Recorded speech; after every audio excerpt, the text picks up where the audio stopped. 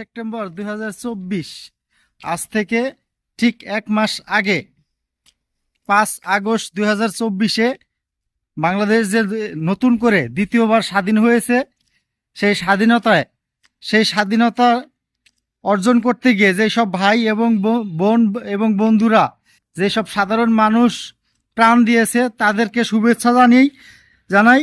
এবং এই 5 আগস্ট আগামী বছর থেকে স্বাধীনতা দিবস ঘোষণা করা হোক।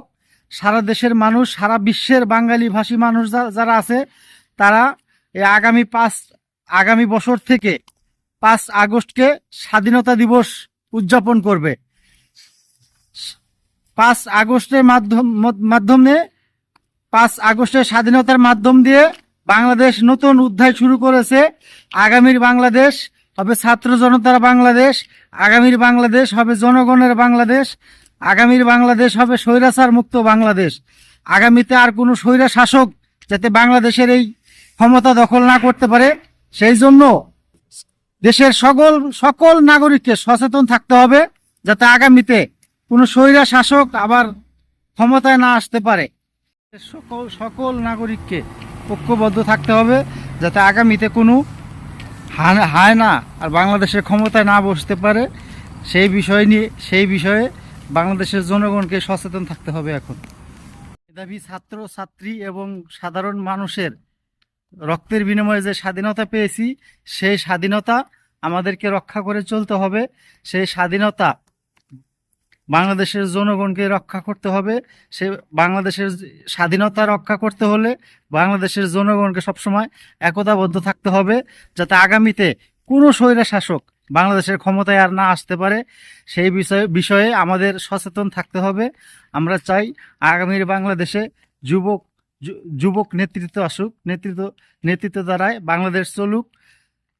শুভকামনা রইল আগামী যুবক জনতার রক্তের বিনিময়ে যে স্বাধীনতা পেয়েছি, এই স্বাধীনতা ধরে রাখতে আমাদের অবশ্যই ঐক্যবদ্ধ থাকতে হবে এবং ছাত্র জনতার রক্তের বিনিময়ে যে স্বাধীনতা পেয়েছি, এই স্বাধীনতা যাতে কখনোই ক্ষুণ্ণ না হয় সেই বিষয়ে আমাদের একতাবদ্ধ থাকতে হবে। আমরা যদি সাধারণ নাগরিকরা একতাবদ্ধ থাকি তাহলে এই স্বাধীনতা ধরে রাখতে পারবো। আর যদি আমরা আবারও উচ্ছৃঙ্খল হয়ে যাই তাহলে আমরা এই স্বাধীনতা 5 আগস্টের মাধ্যম দিয়ে পাইছি, এই স্বাধীনতা ধরে রাখতে পারবো না। স্বাধীনতার সাথে সাথে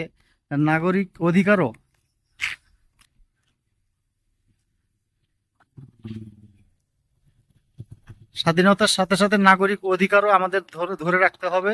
নাগরিক যে মৌলিক অধিকারগুলো আছে এগুলা পূরণ করে চলতে হবে। তো এই ভিডিওটা ভালো লাগলে সবাই একটু বেশি বেশি শেয়ার করে দিয়েন যাতে আমি যে কথাগুলো বলছি কথাগুলো সঠিক আছে কিনা অবশ্যই কমেন্ট বক্সে জানাবেন।